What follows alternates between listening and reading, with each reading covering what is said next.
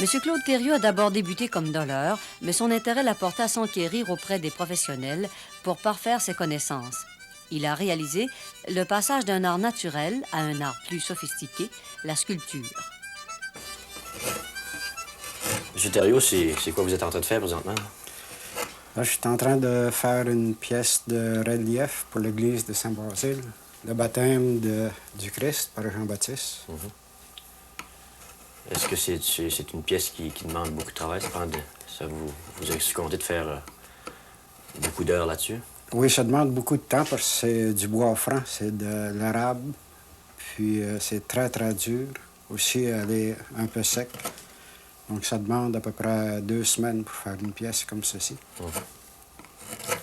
Vous aimez ça, travailler avec le bois? Beaucoup. Oui? Oui, j'aime beaucoup ça, travailler. Comment est-ce que l'idée vous est venue de travailler sur du bois comme ça? Oh, Ça remonte à... Ça remonte à 1948. Ah oui? J'avais fait un orignal avec un couteau de poche, un canif. Puis le docteur Laporte a vu ça.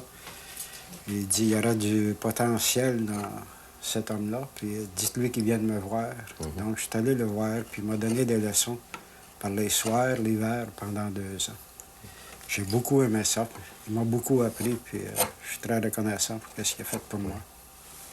Mais le goût de sculpter comme tel peut remonter plus loin que ça, peut-être? Oui, ça peut remonter au temps que j'allais en classe. J'avais sculpté un petit chat sur mon pupitre.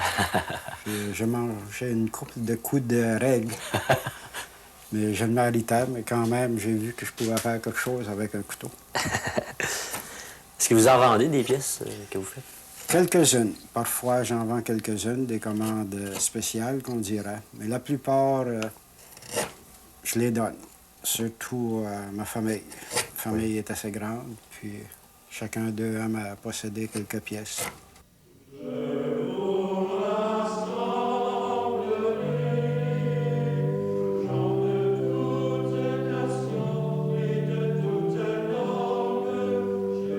Est-ce que vous pouvez nous en parler de votre chaire que vous avez faite à Saint-Basile, à l'église? Hein? Oui.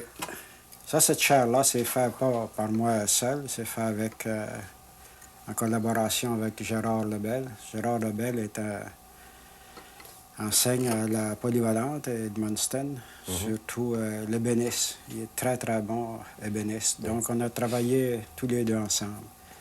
Le sénateur Fournier voulait qu'on fasse une chaire pour l'église de Saint-Basile. Mais lui, il dit, je ne peux pas la faire seul. Je peux faire le meuble, mais je ne peux pas faire les sculptures. Donc, moi, il m'avait demandé, j'ai dit, je peux faire les sculptures, mais je ne peux pas faire le meuble. Donc, ce qui veut dire qu'en travaillant ensemble, on peut accomplir de très belles choses. Oui, j'imagine. Est-ce que vous avez, comme travail, vous êtes maintenant à la retraite, je crois? Oui, je suis à la retraite depuis 6 ans. Oui.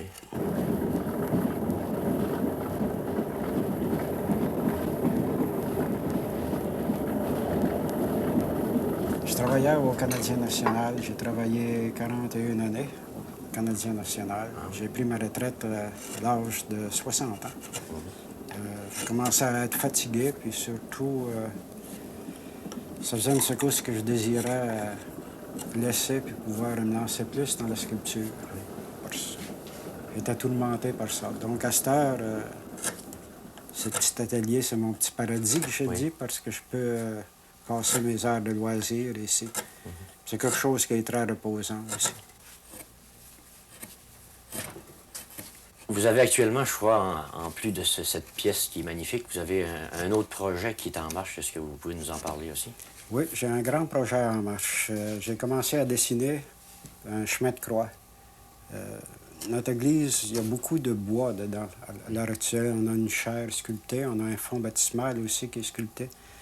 Moi, je verrais beaucoup, là, je verrais très, très bien là, un chemin de croix qui serait sculpté aussi en bois. Donc, je viens justement de finir le dernier dessin, puis je me propose de sculpter un chemin de croix.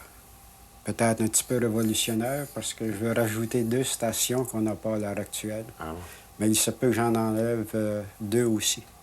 On annonce 3 chutes, donc je crois que je vais enlever 2 des chutes de Jésus, puis le remplacer par la résurrection, puis la descente du Saint-Esprit. Ah bon. Vous commencez d'abord par faire des dessins avant de faire une sculpture? Absolument, oui, parce que sur un dessin, j'ai pas de difficulté à corriger les erreurs. Tandis que si je fais pas de dessin, je peux faire une gaffe sur une sculpture, puis ça sera brisé. Donc c'est essentiel d'avoir un dessin, premièrement. Puis corriger son dessin, ça va bien après.